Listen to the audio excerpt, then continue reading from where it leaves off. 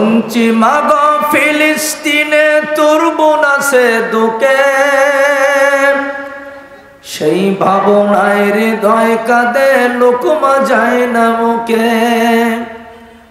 শুনছি মাগ ফিলিস্তিনে তোর বোন আছে দুকে, সেই ভাবনায় হৃদয় কাঁদে লোকমা যায় না মুখে। চাইলে মনে বিদায় শোনে খাওয়াও হাতের ভাত, শেষবারে দাও দোয়া করে। আবার নামাজ পড়ে এখনো পর্যন্ত আপন বোনের জমি, ভাতিজার জমি, বোবার জমি, গরিবের জমি জাল দলিল করে করে নিজের নামে লিখে নিয়ে দখল করে খায়। এদিকে মনে হয় নেই ভাই জানেদারি আমার। যদি তাই হয় শোনেন একটা কথা বলি, রাগ করবেন না তো আপনারা আমার বন্ধুগণ। এই পৃথিবীতে মানুষ দুই কারণে স্মরণীয় হয়, একটা হলো কুখ্যাতর কারণে আর একটা হলো বিখ্যাতর কারণে। এই যেমন ফিরাউন, নমরুদ, হামান, আবু জেহেল। আচ্ছা বলেন তো, আমি যদি বলি 1 লাখ টাকা দেবো আপনার ছেলের নাম আবু জেহেল থাক, আপনি কি রাখবেন? 1 কোটি টাকা দেবো, রাখবেন? রাখবেন না। কেন? ওই নামের কথা হুজুর বলবেন না, খুব ঘৃণিত নাম। আমাদের সমাজে কিছু মানুষ নিজের কুখ্যাত মনে করে না, বিখ্যাত মনে করে। সে মনে করে আমি যে কি দামি মানুষ। আমি বলি বেটা এভাবে বুঝবি না, তুই মরে যাওয়ার পরে তোর একটা ছবি যখন ফেসবুকে ছেড়ে দেবে, ওই কমেন্টের ভিতরে দেখা যাবে তুই স্মরণীয়, তুই কুখ্যাত না বিখ্যাত। লোকে যদি 100 লোকে কমেন্ট করে ইন্না লিল্লাহ না, কবে কি আলহামদুলিল্লাহ আলহামদুলিল্লাহ আলহামদুলিল্লাহ, একজন কবে তুই মরলি তারও 5 বছর আগে মরলি নি কেন? কথা বলেন না কেন? তুই মরলি তারও 5 বছর আগে। খুলনা টিভি 24 ইসলাম প্রচারে এক ধাপ এগিয়ে।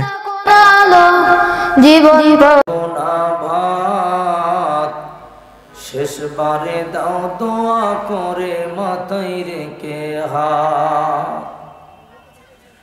শুনছি মাগ ফিলিস্তিনে তোর বোন আছে দুকে, সেই ভাবনায় হৃদয় কাঁদে লোকমা যায় না মুখে। শুনছি মাগ ফিলিস্তিনে তোর বোন আছে দুকে, সেই ভাবনায় হৃদয় কাঁদে লোকমা যায় না মুখে।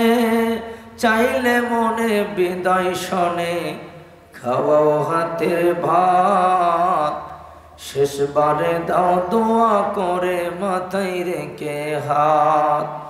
দাও মা ছেড়ে জলদি করে আর খাবো না ভাত, শেষবারে দাও দোয়া করে মাথায় রেখে হাত। লা ইলাহা ইল্লাল্লাহ,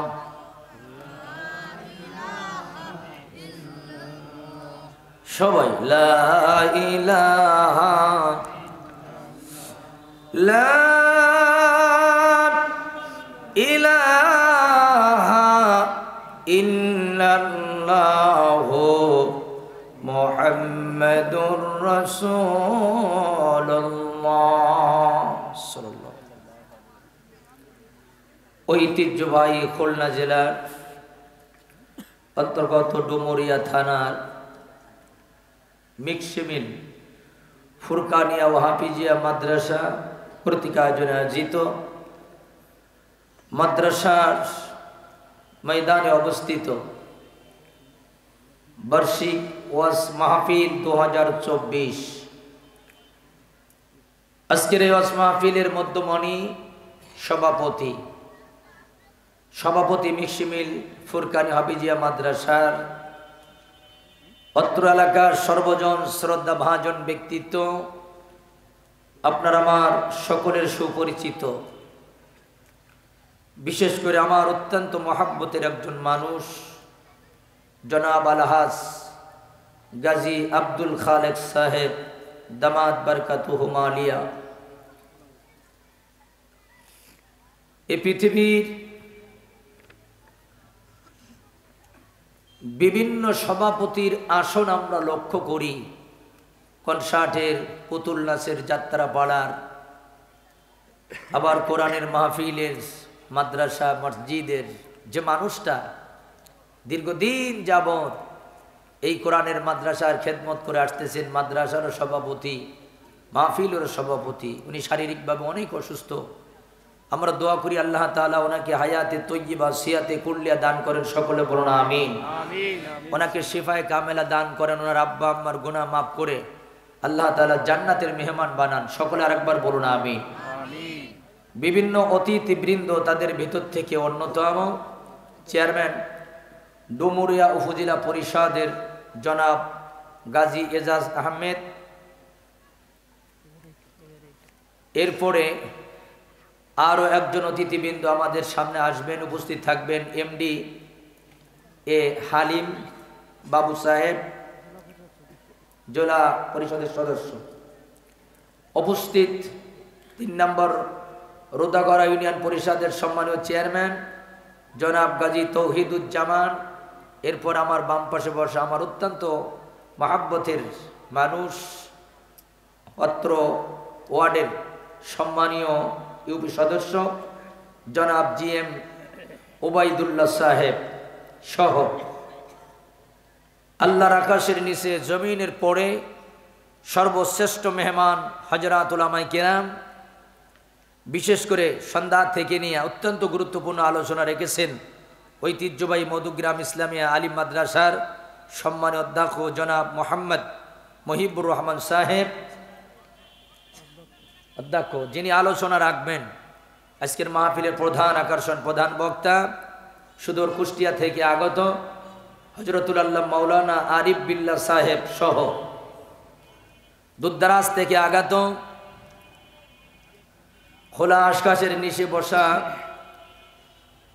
আজকে এই মাহফিলের দূরদূরান্ত থেকে আসা দিনদার, ফরেজগার, ইমানদার, মোমেন, মুত্তাকি ভাইরা, পিতৃ সমতুল্য মুরব্বী বাবারা, স্নেহের কচিকাচা মাচুম বাচ্চারা, মাদ্রাসার আজিজ তলাবা, বিশেষ করে পর্দার অন্তর আড়ালে অবস্থানরতা আজকে মাহফিলের অন্যতম মহিলা শ্রোতা, অনন্য গুণে গুণান্বিতা, সম্মানিতা, স্নেহময়ী, মমতাময়ী আমার মা ও বোনেরা, আসুন আলোচনার শুরুতেই বিনীত মস্তকে সেজদাবনত চিত্রে আল্লাহ পাকের বারগাহে রহমতে আলীশান দরবারে আমরা কালিমাতুর শুকর আদায় করি, যে মহান মাবুদ অতীব দয়া করে মৌসুমের এই শীত উপেক্ষা করে সারাদিনের কর্মব্যস্ততা শেষ করে শুধুমাত্র কেবলমাত্র আল্লাহর কোরআনের আলোচনা শোনার জন্য আমরা দূরদূরান্ত থেকে এখানে ছুটে চলে এসেছি। আমার ভাইরা, এই মাহফিলে আসার পরে শ্রোতাগুলো 2 ভাগে ভাগ হয়েছে। কেউ আছে রাস্তাঘাটে, দোকানপাটে, আর কাউকে আল্লাহ মহব্বত করে বসাই রাখছে জান্নাতের মাঠে। সুবহানাল্লাহ বলবেন না? বলুন তো, আমরা এসেছি না আল্লাহ পাক আমাদেরকে এনেছেন? তাহলে আসুন, যে মহান মালিক হাজারো মানুষের মধ্য হতে আমাদেরকে বাছাই করেছেন, আজকের এই মাহফিলে এই মুহূর্তে যে সমস্ত যুবক ভাইরা এখানে বসা, এদের মতো অনেক যুবকেরা রাস্তাঘাটে, দোকানপাটের এরকম চায়ের টেবিলে, ক্যারাম বোর্ডে বন্ধুদের সাথে আছে। আবার যে সমস্ত মুরব্বী বাবারা এখানে বসে আছেন, আমার মনে হয় অনেক মুরব্বীরা আছে যারা এখনো পর্যন্ত রাস্তাঘাটে, দোকানপাটে আছে। আমার ভাইজান, কোরআনের মাহফিলে আসা এটা সহজ, কিন্তু জান্নাতের প্যান্ডেলে বসা এটা সব মায়ের সন্তানের কপালে কিন্তু জোটে না। কত বলুন ঠিক কিনা? এজন্য আমরা এই মুহূর্তে সেই মহান মালিকের প্রশংসা করব, যিনি অত ইজ্জুমান তাসা অত জিল্লুমান তাসা, যে মহান মালিক আমার মতো নাদান মূর্খ গোলামকে এখানে কথা বলার তৌফিক দিয়েছেন এবং আপনাদেরকে আসার বসার তৌফিক দিয়েছেন। আসেন সেই মালিকের প্রশংসা করে 2টি হাত আল্লাহর কুদরতি ক্যামেরায় বন্দী করে সবাই বলেন আলহামদুলিল্লাহ, লিল্লাহে তাকবীর। আর একটু আওয়াজ দিবেন, আল কোরআনের আলোক, আল হাদিসের আলোক, লিল্লাহে তাকবীর। আমরা প্রশংসা করলাম কার? আল্লাহর প্রশংসার পরে দুরূদ আর সালাম পেশ করছি সেই নবী পাকের জন্য, যার নামের উপরে কেউ যদি একবার দুরূদ পড়ে 10টা সগীরা গুনাহ মাফ হয়, 10টা রহমতের দরজা খুলে যায়। তিনি আর কেউ নন, আপনার আমার নবী জনাবে মুহাম্মদুর রাসূলুল্লাহ সাল্লাল্লাহু আলাইহি ওয়াসাল্লাম।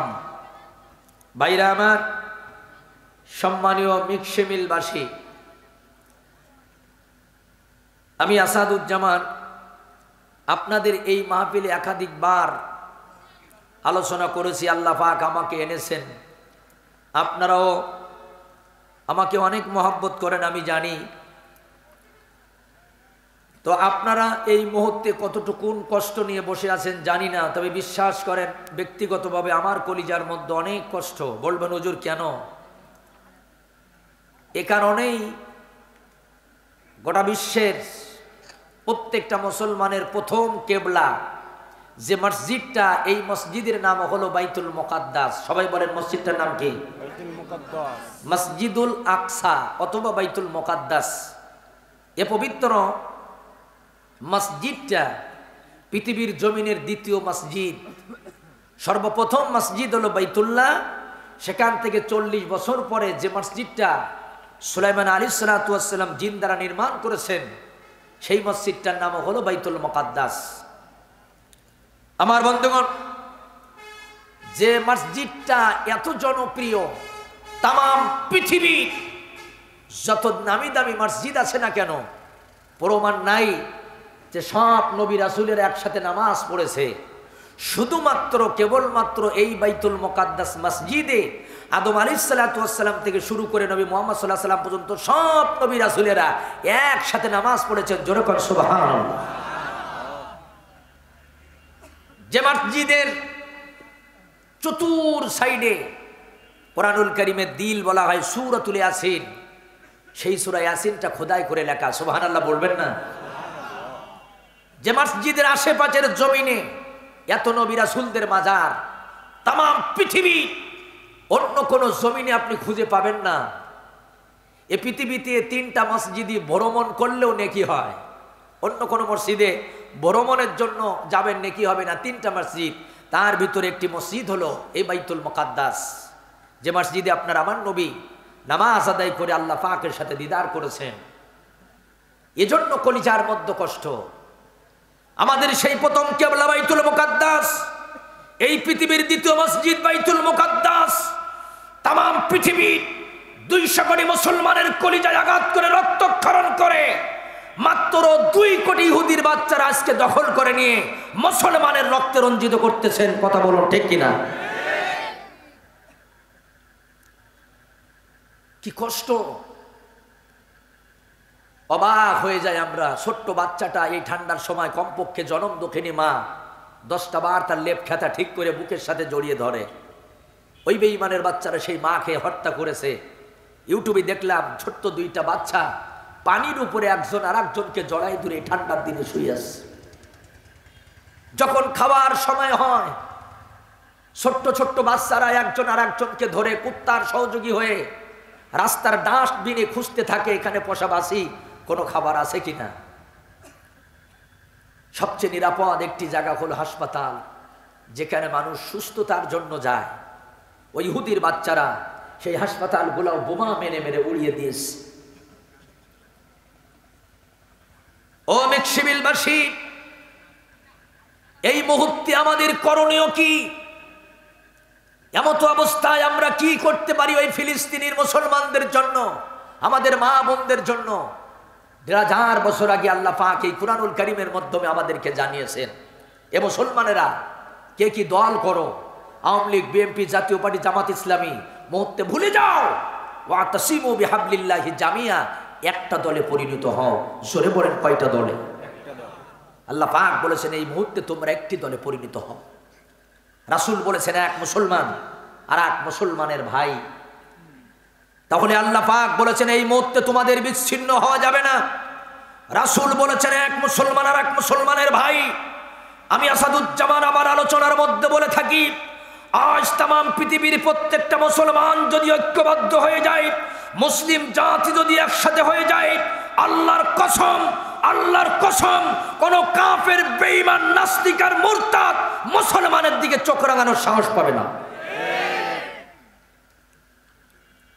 অনেকেই আমাদের কাছে প্রশ্ন করে, হুজুর পারমাণবিক শক্তি, স্কাট, ক্ষেপণাস্ত্র, রাসায়নিক গ্যাস সব তো ওদের কাছে, আমাদের কি আছে? আরে মিয়া, আমাদের কিছু নাই, তবে চিল্লায় বলেন আমাদের মাথার উপরে কে আছে?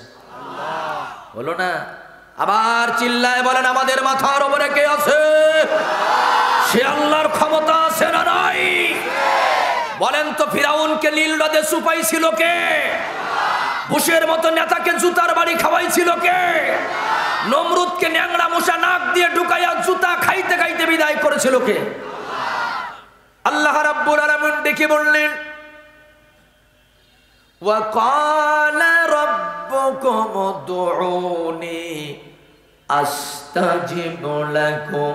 জোরে কোন আল্লাহু আকবার।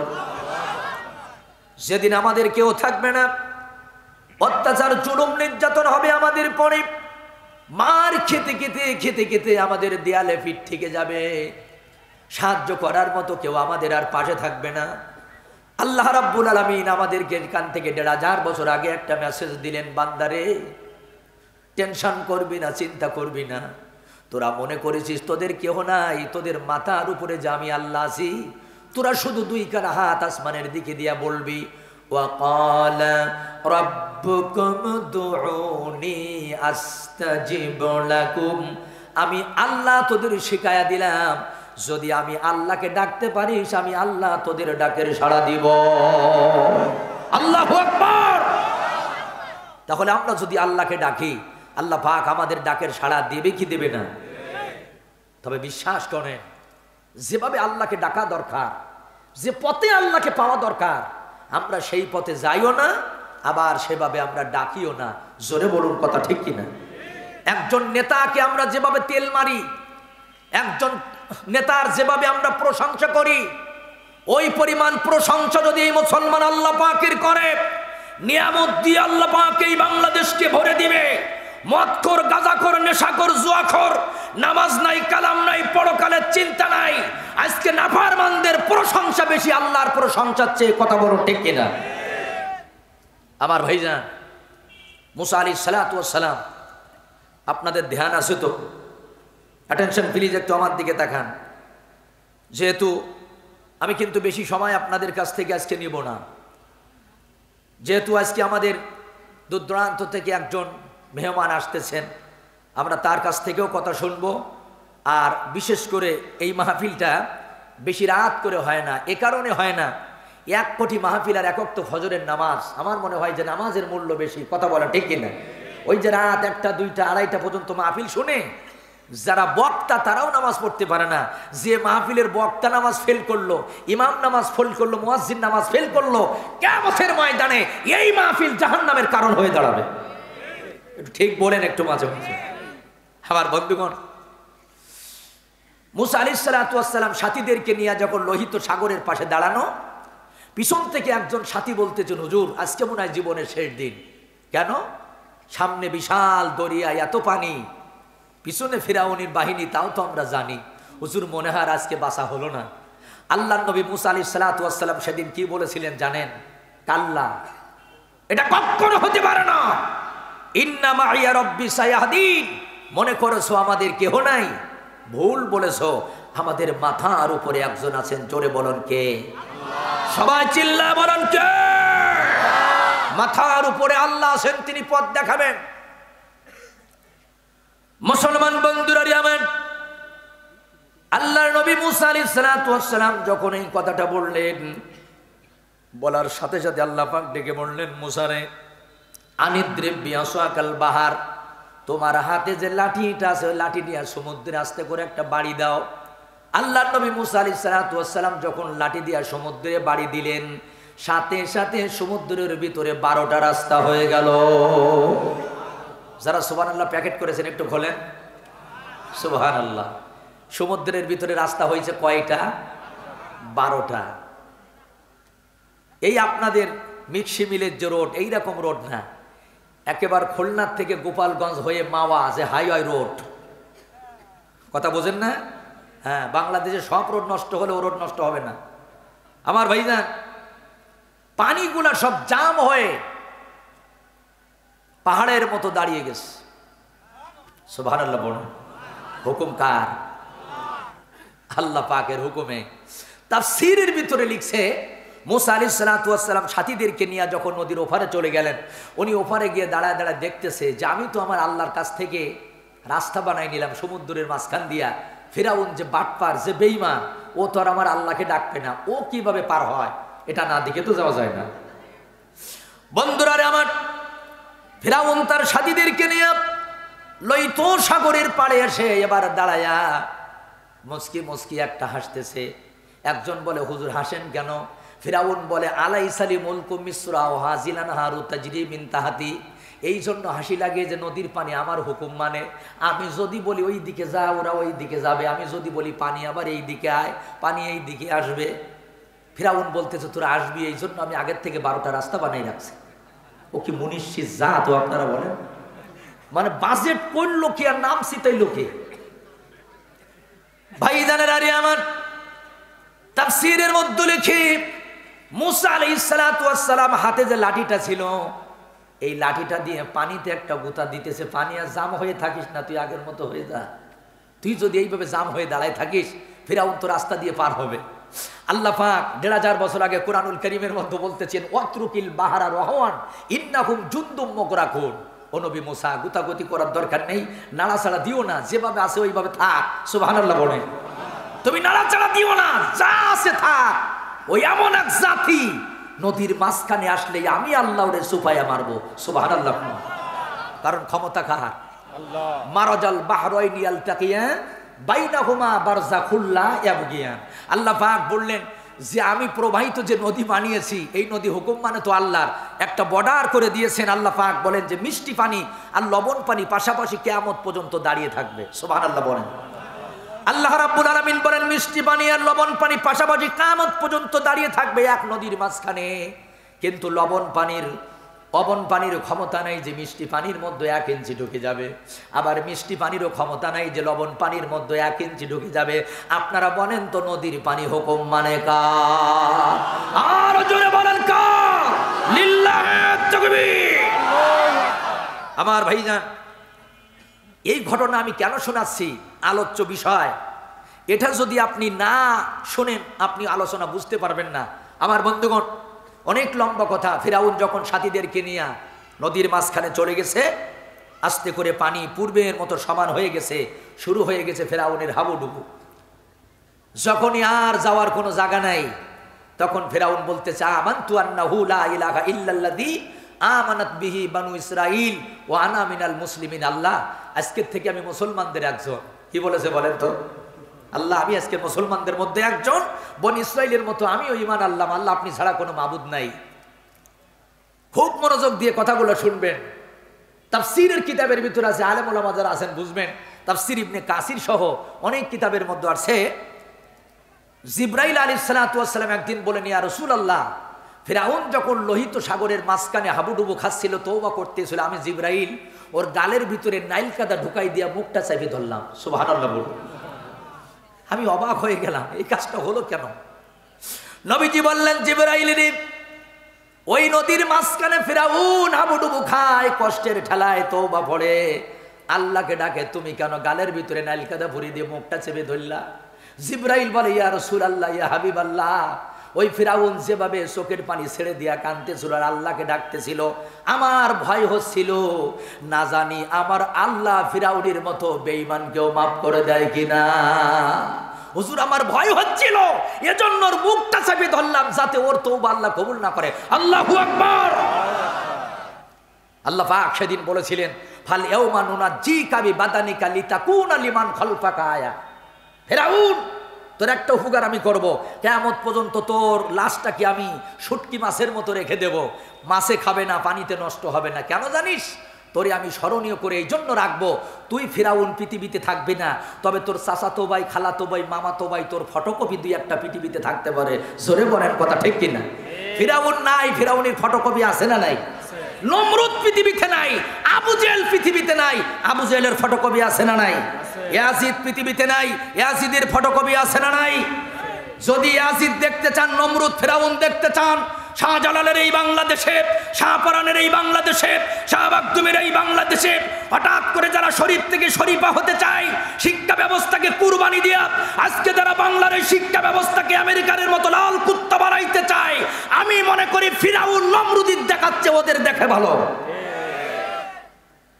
আমার বন্ধুগণ, এই কথাটা আমি কেন বললাম?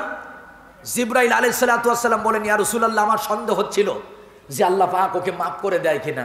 এখন আমি আলোচনা করতে সর্বপ্রথম যে আয়াত পড়েছি, ওয়াকালা রব্বুকুম উদউনি আস্তাজিব লাকুম, আল্লাহ পাক বলেছেন বান্দা আমাকে ডাক, আমি তোদের ডাকে সাড়া দিব। তাহলে ফিরাউনের মতো বেঈমানকেও যদি আল্লাহ মাফ করে দেওয়ার চান্স নেয়, আখিরি জামানার নবীর উম্মত আমরা, শ্রেষ্ঠ উম্মত আমরা, বলেন তো আমরা যদি আল্লাহকে ডাকি আল্লাহ মাফ করবে কিনা?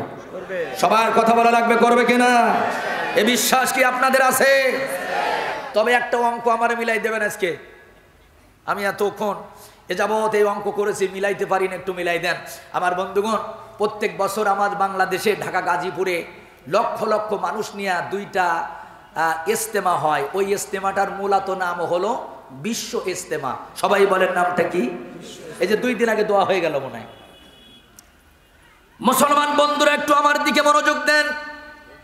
তাম পৃথিবীর 57টা মুসলিম রাষ্ট্র থেকে লক্ষ লক্ষ মুসাফিররা হাজির হয় বাংলাদেশে।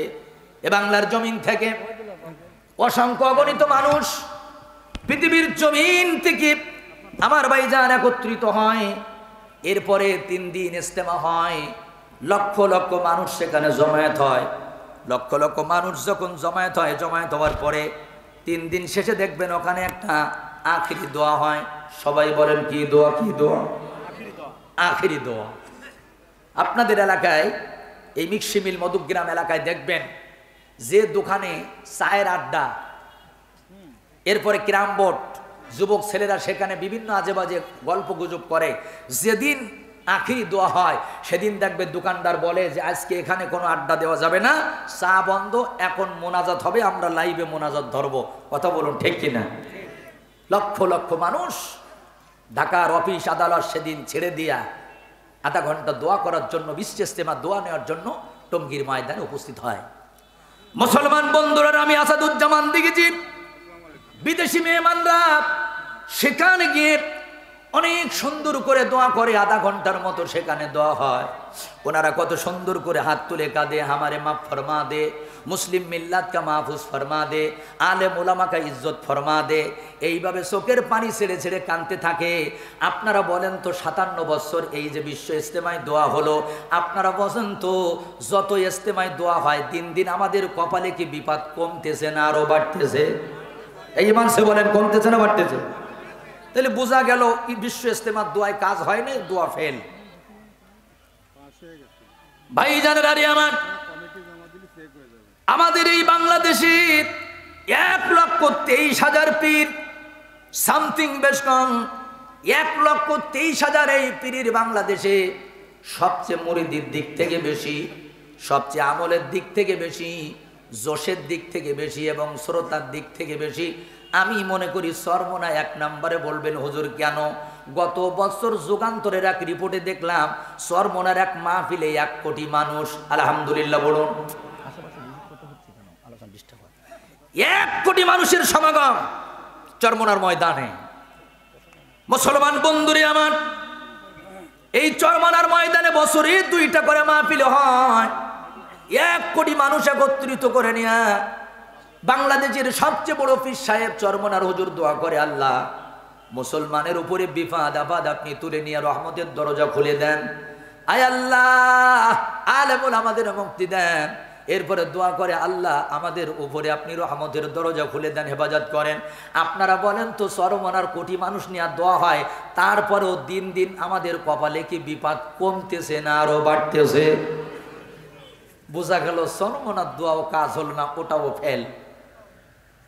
বন্ধুরি আমার, আমাদের এই বাংলাদেশে গত বছর রিপোর্টে দেখলাম 2,50,499টা মসজিদ, কিন্তু 2024 সালের রিপোর্টে দেখলাম না 3,31,125টা 31,125টা মসজিদ। আপনারা বলেন তো 3,31,125টা মসজিদ যদি হয়, ওই পরিমাণ ইমাম প্রত্যেকটা মসজিদে আছে না নাই? আছে। তাহলে ইমাম সাহেবরা 5 ওয়াক্ত দোয়া করে। আমরা প্রতি রাত কোরআনের মাহফিল করে শ্রোতাদেরকে নিয়ে দোয়া করি, আল্লাহ আমাদের মাফ করে দেন, আমাদের হেফাজত করেন।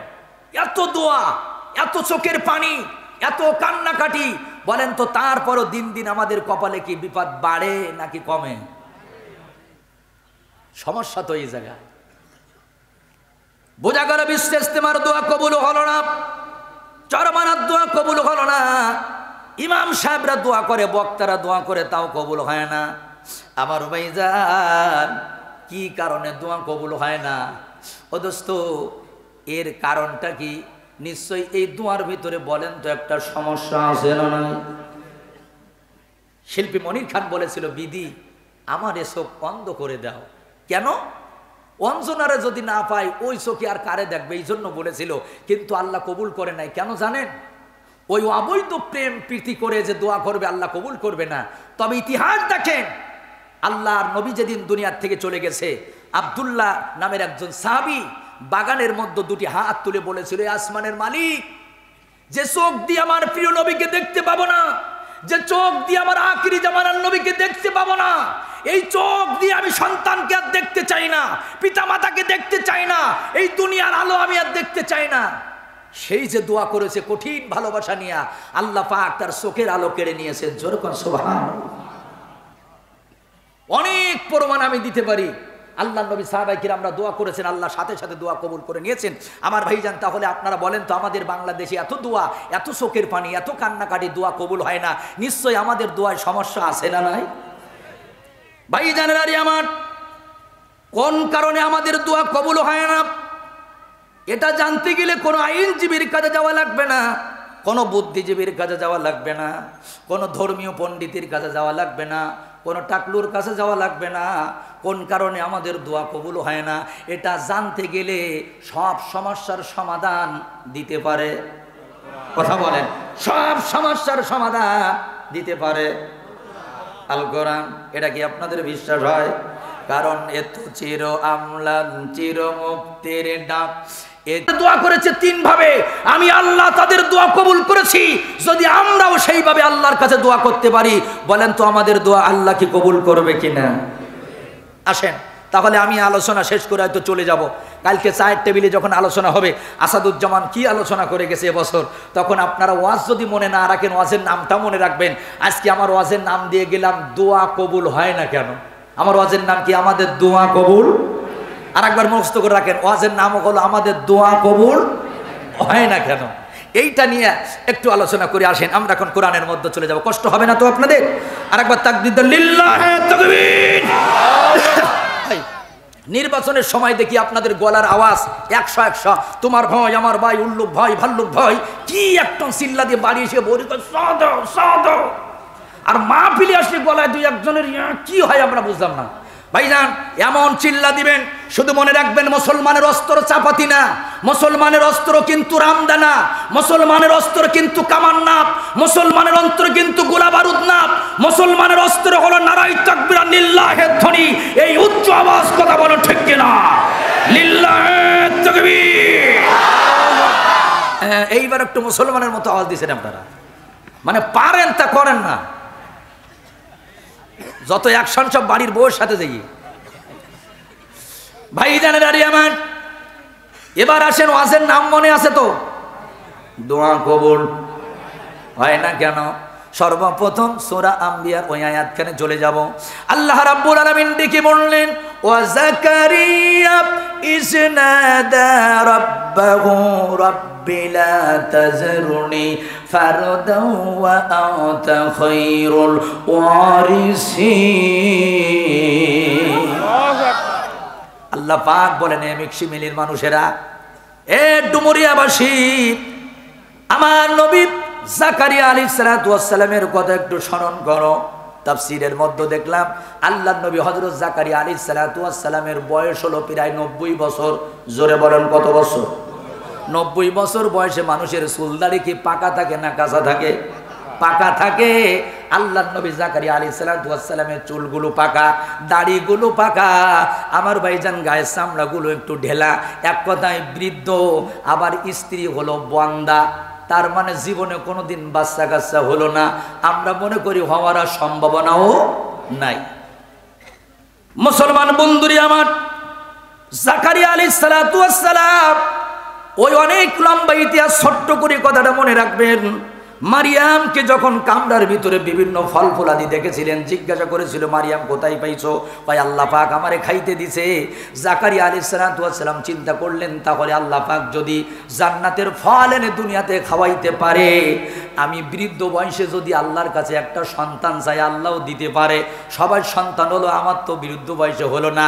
আমি জাকারিয়া যদি মারা যায়, আমার পরে আমার এই নবুয়তের সিলসিলা কে ধরে রাখবে? উনি একটা ঘরের ভিতরে ঢুকলেন, দুই কানা হাত আল্লাহর কাছে পেতে দিলেন, এবার বলতেছেন রব্বিলা তাজারনি ফারদাও ওয়া আনতা খায়রুল ওয়ারিসিন। আল্লাহ আমাকে একা রাখবেন না, আমার একটা সন্তান দেন। আলহামদুলিল্লাহ কর। বৃদ্ধ বয়সে দোয়া করে, আল্লাহ আমার একা রাখবেন না, আপনি তো শ্রেষ্ঠ উত্তরাধিকারী নেই, আল্লাহ আপনি তো পারেন সন্তান দিতে। জাকারিয়া আলাইহিস সালাম যখন দোয়া করতেছে, আমার ভাইরা, আল্লাহ রাব্বুল আলামিন সাথে সাথে ঘোষণা দিয়া দিলেন, ইয়া জাকারিয়া ইন্না নুবাশশিরুকা বিগুলামি ইসমুহু ইয়াহইয়া লাম নাজআল লাহু মিন ক্বাবলু সামিয়া। আল্লাহু আকবার। আল্লাহ পাক বললেন, জাকারিয়া বৃদ্ধ বয়সে যখন সন্তান চাইছো, আমি আল্লাহ তোমার একটা ছেলে সন্তানের সুসংবাদ দিলাম। সুবহানাল্লাহ। কোন কি সন্তানের সুসংবাদ দিছে? এবার জাকারিয়া আলাইহিস সালাম কয়, আল্লাহ আমার স্ত্রী তো বন্দা, সন্তান কিভাবে হবে? আল্লাহ পাক পরের আয়াতে বললেন, 3 দিন চুপ করে থাকবা, খালি কথা বলবা না। কয়দিন? ও নবী জাকারিয়া, 3 দিন বুবার পাঠ করবা, কোনো কথা বলবা না। বাড়িতে যাইয়া মসজিদে গিয়া কোনো কথা বলবা না, যা বলার দরকার ইশারায় ইশারায় বলবা, আর আঙ্গুলের ইশারা দিয়ে করবা। 3টা দিন খালি চুপ থাকবা। ও জাকারিয়া, তোমার স্ত্রী বন্দা হোক আর যা হোক, তুমি বৃদ্ধ হও আর যা হও, কথা যখন আমি আল্লাহ দিয়েছি, ছেলে একটা তোমারও হবে। সুবহানাল্লাহ। এখন আমাদের দেশের নিয়ম কি, কারো যদি মেয়ে হয়, ওর মুখটা দেখবেন হনুমানের মতো কালো হয়ে যায়, আর ছেলে যদি হয় মিষ্টি কয় মন লাগবে? কথা বলেন না কেন? কয় মন মিষ্টি দরকার খালি ছেলে হলে, অথচ এরা জানে না যে ছেলে হওয়া নিয়ামত আর মেয়ে হওয়া রহমত। সুবহানাল্লাহ বলেন। আল্লাহ রাসূল নিজেই বলেছেন যে আল্লাহ পাক যার ভালো চায়, যার খুব মঙ্গল চায়, সর্বপ্রথম তার কন্যা সন্তান দেয়। সুবহানাল্লাহ বলবেন না? এই জন্য 3টা কন্যা সন্তান যার, 3টা আল্লাহ জান্নাত তার। সুবহানাল্লাহ। কিন্তু 3টা জিন্সের প্যান্ট পরা মেয়ে যার। কথা বলেন না কেন? 3টা স্কিন ডিভাইডেড প্যান্ট পরা মেয়ে যার। যদি পরিমণি মাহিয়া মাইর মতো মেয়ে হয়, মমতাজ মার্কা মেয়ে যদি কারোর ঘরে থাকে, হায় হায়, তোর কপালে জান্নাত তো দূরের কথা, ও দায়ুসুল্লাজি কুররুফি হালিল খবাস। জোরে বলেন কথা ঠিক কিনা? আপনাদের কষ্ট হবে না তো? আমার ভাইজান, তো বলতেছিলাম জাকারিয়া আলাইহিস সালামের বয়স 90 বছর, সন্তান চাইছে কার কাছে? আল্লাহ কয় একটা সন্তান আমি দিব। সুবহানাল্লাহ বলবেন না? আমার ভাইজান, মজার একটা কথা দেখেন, যখন সর্বপ্রথম সন্তান হয়, মনে করেন আমার ভাই ওবাদুল্লাহ ভাইয়ের একটা ছেলে হলো, নানার বাড়ির থেকে নামের প্রস্তাব আসে, দাদার বাড়ির থেকে নামের প্রস্তাব আসে, ফুফুরা যারা থাকে, খালারা যারা থাকে, আমার ভাতিজার নাম আমি রাখবো, নাম নিয়ে কিন্তু ঝগড়া হয়, ঠিক কিনা কন? কারণ প্রথম সন্তান নাম রাখতে হবে। এখানে আল্লাহ পাকও কি মজার একটা কাহিনী দিছে। আল্লাহ রাব্বুল আলামিন বলেন, ইয়া জাকারিয়া ইন্না নুবাশশিরুকা বিগুলামিন ইসমুহু। ও জাকারিয়া, তোমার এই বৃদ্ধ বয়সে একটা ছেলে সন্তানের সুসংবাদ দিলাম, তবে তোমার ছেলের নামটা তুমি রাখতে পারবে না, তোমার স্ত্রী রাখতে পারবে না, তোমার কোন আত্মীয় রাখতে পারবে না। তোমার ছেলের নামটা আমি আল্লাহ আসমান থেকে রেখে দিলাম, ইয়াহইয়া। সুবহানাল্লাহ। কোন আল্লাহ পাক বলে, তোমার ছেলের নাম আমি রেখে দিলাম, দুনিয়ার কোন নাম চলবে না। লাম নাজআল্লাহু মিন ক্বাবলু সামিয়া, এমন একটা আনকমন নাম ইতিপূর্বে আমি আল্লাহ এই নামে কাউকে ডাকি নাই, বা এই নাম আর কাউরে দেই নাই। সুবহানাল্লাহ বলবেন না? আল্লাহর নবী বলেছেন, আমার সাহাবীরা, সন্তান জন্মের 7 দিন পরে যদি পারো আকিকা করো, একটা ইসলামিক নাম রাখো। কেন? কিয়ামতের ময়দানে প্রত্যেকের নাম ধরে ডাকা হবে। সবাই বলেন, কি ধরে ডাকা হবে? নাম ধরে ডাকা হবে। এই জন্য নবীজি বলেছেন ইসলামিক নাম রাখবেন। নবীজি বলেছেন যে সন্তানদেরকে কি নাম রাখতে হবে? ও ইসলামিক নাম না ইসলামিক নাম? কারণ কিয়ামতের ময়দানে নাম ধরে রাখবে। এখন আমাদের ছেলে মেয়েদের বর্তমান যে নাম আমরা রাখি, হায় হায় হায়, এই নাম ধরে যদি কিয়ামতের ময়দানে ডাকে, একজনের নাম রাখছে জ্যাক, বলেন তো কি নাম? এখন আল্লাহ যদি ডাক দেয়, বাবা জ্যাক, তোর জাহান্নামটা তাকাই তাকাই দেখ। কথা বলেন না কেন? আবার একজনের নাম রাখছে সংগ্রাম, ছেলের নাম মানে বড় ধরনের একটা ঝড় হলোর খোঁজ করা লাগবে, জাবদা ঘিরার গায়ে নাই টাওয়ারের পরে, ওর নাম রাখছে বুলেট। ওর নাম কি? বুলেট। বিড়ি গাঁজা খাইতে খাইতে শরীর পাটা ছাগল গন্ধ, ওর নাম রাখছে আতর আলী। গোষ্ঠী সব ভিক্ষা করে খায়, নাম হলো বাদশা। নাম কি? বাদশা। আর যেভাবে নামের এখন ডিজিটাল চলতেছে, আর কদিন পর ছেলেদের নাম হবে রড আর মেয়েদের নাম হবে সিমেন্ট। মানে এই ছাড়া আর পাওয়া যাবে না। তো কথা বলেন না কেন? আমার ভাইজান, আমি একবার মাহফিলে যাবো ঝিনাইদহ, জুমার নামাজ পড়ে আমি তাড়াতাড়ি করেছি, হঠাৎ করে এক মুসল্লি এসে বলতেছে, হুজুর একটুখান দাঁড়ান, 10টা মিনিট সময় দেন। কয়টা মিনিট চাইছে? 10। ভাই আমার তো মাহফিলে যেতে হবে। হুজুর আমার একটা ছেলে হয়েছে, আপনার কাছ থেকে মনে ইচ্ছা, আমার স্ত্রীও বলেছে আসাদুজ্জামানের কাছ থেকে একটা নাম রেখে নেবো, হুজুর একটা নাম বলেন। আমি বললাম সবচেয়ে শ্রেষ্ঠ নাম হলো আব্দুল্লাহ আব্দুর রহমান। কিছুক্ষণ পরে বলল, ভাই এই যে দুটো নাম বললেন, এই দুটো নামের ভিতরে কিরম বয়স্ক ভাব আছে, এই নাম চলবে না।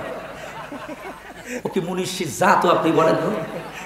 আরো 10টা নামের কথা বললাম, কয় এটা আমার মামাতো ভাইয়ের ছেলের নাম, ওটা আমার ফুফুতো ভাইয়ের ছেলের নাম, ও চলবে না। আমার তখন কি বলবো, উনি বলতে, হুজুর একটা আনকমন নাম রেখে দেন। কি নাম বলেন তো? আনকমন। মানে ও চাই যে ওই নামের জন্য বাংলাদেশে আর কারো না থাকে। তো আমি বললাম হ্যাঁ আনকমন। মেজাজটা খারাপ হয়ে বললাম, নাম একটা পাইছি, রাখবেন? হ্যাঁ, বাংলাদেশে কারো নেই, আপনার ছেলের নাম আবু জেহেল থাক। আচ্ছা, আবু জেহেল নামে কি বাংলাদেশে কারো আছে? অথবা ফেরাউন, এ দুটোর একটা থাক, এই নামে আর কারো নেই। হুজুর রাগ করেন না, আমি আর একদিন দেখা করেন। মুসলমান ভাইজান, সময় খুবই কম, গুরুত্বপূর্ণ কথা বুঝতে হবে। আল্লাহ রাব্বুল আলামিন বললেন নামটা রেখে দিলাম জাকারিয়া ইয়াহইয়া। আল্লাহ পাক তার সন্তানের নামটাও রেখে দিলেন, বৃদ্ধ বয়সেও সন্তান হলো। এবার আসেন 3জন নবীর ঘটনা আল্লাহ পাক আমাদেরকে শুনাইছেন। এই ঘটনার থেকে আমাদেরকে শিক্ষা নিতে হবে। স্ত্রী বন্দা, 90 বছরের বয়সের বুড়া। আপনারা বলেন তো, জাকারিয়া আলাইহিস সালাতু ওয়াস সালাম সন্তান চেয়েছিল কি আল্লাহর কাছে না পীরের কাছে? এ কথা বলা লাগবে। আল্লাহর কাছে। আমাদের ওয়াজের নাম ছিল কি দোয়া কবুল হয় না কেন? ভাইজানের আরে আমার 90 বছর পর্যন্ত অপেক্ষা করলেন, কোনো মানুষের কাছে গেলেন না, কবিরাজের কাছে গেলেন না, কোনো তাবিজ নিলেন না, পীরের দরবারে গেলেন না। আর আমরা কপাল পোড়া মুসলমানের জাত, যেই দেখবেন বিয়ে করার 5 বছর বাচ্চা হয় না, 6 বছর বাচ্চা হয় না, পাশের থেকে একজন বলে, তুমি এখনো বসে আছো কেন? মোরগ একটা নিয়া, খাসি একটা নিয়া বাগেরহাটে খানজান আলীর পীরের দরবারে যাবা, ওইখানে যেই কুমির আগে খাওয়াবা, ওই পানিতে গোসল করিয়ে পীর বাবার দরবারে যেই বলবা, পীর বাবা 4-5টা বাচ্চা দাও বাবা, যা দোয়া করবা বাবা সেই বাচ্চা দেবে। আপনারা বলেন তো, বাচ্চা কি আল্লাহ দেয় না পীর দেয়? কথা বলা লাগবে। আল্লাহ দেয়। আচ্ছা, মরা মানুষ যে কিছু দিতে পারে না, পীরের দরবারের ফকিরিরাও জানে। আচ্ছা বলেন, যেখানে পীরের দরবার থাকে ওখানে ফকিররা কি কম থাকে না বেশি থাকে? বেশি থাকে। ওই ফকিররাও জানে যে মরা মানুষ কিছু দিতে পারে না। আমি চাইলে জানতো মানুষের কাছে যাবো। ফকির যদি জানতো যে মরা মানুষ দিতে পারে, ভোরে যেয়ে পীরের দরবারে থালখান ডেকে বলতো, দেন এক থাল নিয়ে বাড়ি যাই। পীরের দরবারে ফকিররাও বোঝে যে মরা মানুষ দিতে পারে না। আর আমরা মুসলমান জানতো এখানে যাইয়ে পীরের দরবারে বাচ্চা যাওয়ার মতো মুসলমান আছে না? মুসলমান বন্ধুরে আমার, আল্লাহর নবী সুলাইমান আলাইহিস সালাতু ওয়াস সালামকে আল্লাহ পাক বাচ্চা নিয়ে পরীক্ষা নিলেন। তাফসীরের মধ্যে আছে সুলাইমান আলাইহিস সালাতু ওয়াস সালামকে আল্লাহ 100 স্ত্রী দিলেন। জোরে বলেন কয়শো? এই অশ্বনি আবার মনে করেন না তাহলে আমরা করলে দোষ কি? যার দুটো বউ আছে সে জানতেছে গো রাজাব কাকে বলে। এই জামানার না, ও আগের জামানায় ছিল। ভাইজানের আরে আমার, আল্লাহর নবী সুলাইমান আলাইহিস সালাতু ওয়াস সালাম চিন্তা করলেন, 100 স্ত্রী যখন আমার আছে, আজ রাত্রি 100 স্ত্রীর কাছে যাব, 100 স্ত্রী গর্ভবতী হবে, 100 ছেলে সন্তান হবে। ওই 100 ছেলে সন্তান হলে 100 সন্তান আমি প্রশাসন বানাবো। কি বানাবে? প্রশাসন বানাবো। আল্লাহ মনে মনে কয়, সুলাইমান নবী হতে পারো, কিন্তু বাচ্চা তো তোমার হাতে না। কার হাতে? উনি 100 স্ত্রীর কাছে গেলেন। কয়েক মাস পরে দেখা গেল 99টা স্ত্রী ফেল, একজন স্ত্রী গর্ভবতী হয়েছে। জোরে বলেন কয়জন? যখন ডেলিভারির সময় হলো, আমার আল্লাহ পাক কুরআনুল কারীমের মধ্যে জানাই দিলেন, ওয়ালাকাদ ফাতান্না সুলাইমানা ওয়া আলকাইনা আলা কুরসিহি জাসাদান সুম্মা আনাব। জোরে বলেন আল্লাহু আকবার। ভাইজানেরা আমার, সুলাইমান আলাইহিস সালাতু ওয়াস সালাম এবার বাচ্চা দেখতে গেছেন। আল্লাহ পাক বলে, আমি নবী সুলাইমানকে পরীক্ষা করলাম, তার একটা সন্তান দিলাম কিন্তু চোখ নেই, কি নেই। আল্লাহ কয় চোখ দিলাম না, হাত দিলাম না, পা দিলাম না, এমনকি জানটাও দিলাম না। আমি আল্লাহ শুধু গোস্তের একটা দোলা সুলাইমান আলাইহিস সালামের সিংহাসনের পরে রেখে দিলাম। ও সুলাইমান, তুমি তো বাচ্চা দিতে পারো না, কারণ বাচ্চা দেওয়ার মালিক কে? হাদিসের ভিতরে আসছে, আপনার আমার নবী বলেছেন, ও আমার সাহাবীরা, আল্লাহর নবী সুলাইমান আলাইহিস সালাম যদি ওই দিন রাতে স্ত্রীদের কাছে যাওয়ার আগে একবার শুধু ইনশাআল্লাহ বলতো, জোরে বলেন কি বলতো? একটাবার যদি ইনশাআল্লাহ বলতো, আল্লাহর পরে যদি তাওয়াক্কুল করত, বিশ্বনবী নিজেই বলেছেন ওই রাত্রি সুলাইমান আলাইহিস সালামের 100 স্ত্রী গর্ভবতী হতো। সুবহানাল্লাহ। শুধু ইনশাআল্লাহ লাগাই নাই, নবীজি নিজেই বলেছেন আমি খালি ইনশাআল্লাহ বলি নাই, এই জন্য আমার আল্লাহ 16 দিন ওহী বন্ধ করে দিছে। কতদিন বলেন তো? 16 দিন। এ দেখেন আমাদের দেশের একটা কাহিনী শোনেন, আবার রাজনীতি মনে করেন না, আমি কিন্তু রাজনীতি বক্তা না। আমার বন্ধুগণ, অনেক রাষ্ট্র আছে এই পৃথিবীতে যারা 50 বছর যুদ্ধ করে এখনো পর্যন্ত বিজয়ের মুখ দেখতে পারে নাই, ঠিক কিনা বলেন? একাধারে 40 বছর যুদ্ধ করতেছে, এখনো তারা স্বাধীনতা পাচ্ছে না। আমি অবাক হয়ে গেলাম, আমার এই ছোট্ট বাংলাদেশে ভারী কোনো অস্ত্র নাই। 1971 সালে এদের কাছে কিছুই ছিল না, পান্তা ভাত ছিল, ঢেপের ভাত ছিল, আর কয়েকটা খেজুরির ডাল ছিল। মাত্র 9টা মাস যুদ্ধ করে ওই পাকিস্তানের বিরুদ্ধে তারা বিজয়ের লাল সূর্য এনে দিয়েছে। এর কারণটা কি? কারণ যত খুঁজেছি একটা কারণ আমি পেয়েছি, সেটা হলো আমাদের বাংলাদেশের এক বর্ষীয়ান নেতা বঙ্গবন্ধু শেখ মুজিবুর রহমান। উনি বলেছিলেন, রক্ত যখন দিয়েছি প্রয়োজনে আরো দেব, এই জাতিকে মুক্ত করে ছাড়বো। এরপরে কি বলেছিলেন আপনারা বলেন? ইনশাআল্লাহ। উনি যে ইনশাআল্লাহ বলেছিলেন, কথাটা কি সত্য না মিথ্যা? আমার মুসলমান ভাইয়েরা, বঙ্গবন্ধু সেদিন এই ভাষণে বলেছিল ইনশাআল্লাহ। আমার মনে হয় এই ইনশাআল্লাহ লাগানোর কারণে 50 বছর আজকে যারা বিজয় পায় না, 40 বছর যুদ্ধ করে স্বাধীনতা পায় না, এই বাঙালি মাত্র 9 মাস যুদ্ধ করে স্বাধীনতা পেয়েছে, ইনশাআল্লাহ বলার কারণ হতে পারে। কিন্তু হঠাৎ করে আমাদের দেশে কিছু পাতি নেতা, সাথী নেতা, এরা দেখবেন বলে বিসমিল্লাহ রাখবো না, বৈদান থেকে বিসমিল্লাহ তুলে দিতে চাই, শিক্ষা ব্যবস্থাগুলো কুরবানি দিতে চাই, কোরআনের মাহফিল বন্ধ করে কনসার্ট ব্যবস্থা করতে চাই। আমি মনে করি এই সমস্ত নেতার কারণে আজকে গজব শুরু হয়েছে। চরে বলেন কথা ঠিক কিনা? বঙ্গবন্ধু যদি বেঁচে থাকতেন, জাতির পিতা বঙ্গবন্ধু যদি বেঁচে থাকতেন, ও মুসলমান একটি কথা মনে রাখবেন, আমি আসাদুজ্জামান এই কথা বলি, একটারও ছাড় দিত না, এর জন্য তাদের নামে মামলা হতো। জাতির পিতা ইব্রাহিম আলাইহিস সালাতু আসসালাম, অনেকেই উনাকে বলেন, তবে উনি জাতির পিতা এইভাবে না, ইনি হলো দেশের জন্য। কারণ আমরাই জানি আমাদের জাতির পিতা ইব্রাহিম আলাইহিস সালাত। দোয়া করি আমরা তার পরিবারের জন্য আল্লাহ পাক জান্নাতবাসী করুন, বলো না আমিন। আমার বন্ধুগণ, তো যে কথা বলতেছিলাম, যে জাকারিয়া আলাইহিস সালাতু আসসালাম সন্তানের কথা বললেন, কিসের কথা বললেন? সন্তান দিলেন কে? বাবাও নবী, সন্তানও নবী। এখন এখান থেকে আমরা শিখলাম যে সন্তান যদি চেতে হয় আল্লাহর কাছে চাইতে হবে, মাথা যদি নত করতে হয় আল্লাহর কাছে করতে হবে। কারণ আল্লাহ পাক বলেছেন আমি সব সহ্য করতে পারি, শিরকির গুনাহ সহ্য করতে পারি না। আল্লাহ কি শিরকির গুনাহ সহ্য করতে পারে? কথা বলা লাগবে, সহ্য করতে পারে না। মুসলমান বন্ধুরাই আমার, এজন্য কথাগুলো খুব মনোযোগ দিয়ে শুনতে হবে। আজকে আমাদের সমাজে অনেকে আছেন, দেখবেন বাচ্চা যখন না হয় পীরের দরবারে চলে যায়। আমি মাঝে মাঝে বলি, সবচেয়ে বড় পীর হলো তোমার বাবা, সবচেয়ে বড় পীর হলো তোমার মা। আপন মা বাবার খেদমত না করে পীর ধরে জান্নাতে যেতে চাও, এটা কিন্তু কখনো হবে না। অকুল্লুকুম আতিহি ইয়াউমাল কিয়ামতি ফারদা। আল্লাহ পাক বলেন কিয়ামতের ময়দানে একা একা ডাকা হবে। আল্লাহ কি বলেছেন? তোমাকে একা একা কিন্তু সেদিন ডাকা হবে। অথচ বাংলাদেশে শোনেন, আব্দুল কাদের জিলানী, শাহজালাল আমিনী রহমাতুল্লাহ আলাইহি, শেখ ফরিদ রহমাতুল্লাহ আলাইহি, ওনারা এমন পীর ছিলেন যে ওনাদের দরবারে বেনামাজি গিলি নামাজি হয়ে যেত, চোর সুট্টা লুচ্চা বদমাইশ গিয়ে তারা আল্লাহর ওলি হয়ে যেত। কথা বলো ঠিক কিনা? আর আমার বাংলাদেশে অনেক পীরের দরবার আছে, সেখানে নামাজি গেলে বেনামাজি হয়ে আসে, বিড়িখোর গেলে মদখোরের উন্নতি হয়। কথা বলেন না কেন?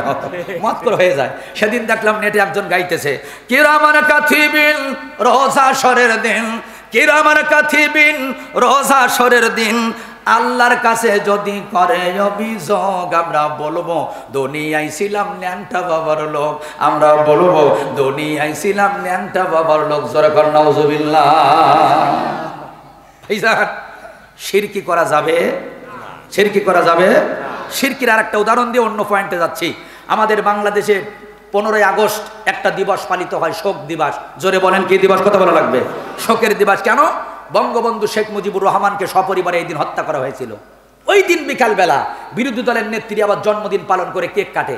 আচ্ছা বলেন তো, সরকার দলের কোনো লোক যদি সকালবেলা শোক দিবস পালন করে, বিকালবেলা যদি বিরোধী দলের নেত্রীর ওখানে জন্মদিনই কেক কাটে, দলীয় লোক যদি জানে, ওর কি আর দলে রাখবে?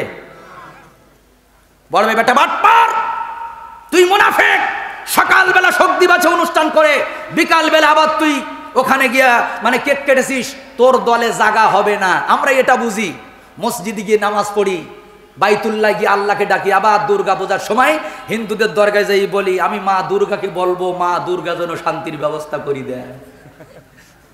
তুমি এটা বোঝো যে সকালবেলা শোক পালন করলে বিকালবেলা জন্মদিনে গেলে দলে থাকা যায় না?